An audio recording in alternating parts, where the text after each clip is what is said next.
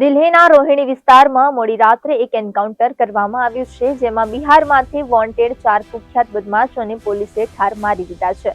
આ ઓપરેશન દિલ્હી પોલીસની crime branch અને બિહાર પોલીસની સંયુક્ત ટીમે સફળતાપૂર્વક પાર પાડ્યું હતું. જણાવવામાં આવી રહ્યું છે કે આરોપીઓ બિહાર વિધાનસભાની ચૂંટણી પહેલા રાજ્યમાં આતંક મચાવવાની યોજના બનાવી રહ્યા હતા.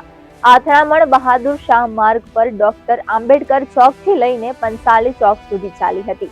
પોલીસ અને આરોપીઓ વચ્ચે જોરદાર ગોળીબાર થયો હતો, જેમાં ચારેય આરોપીઓને ગોળી વાગી હતી.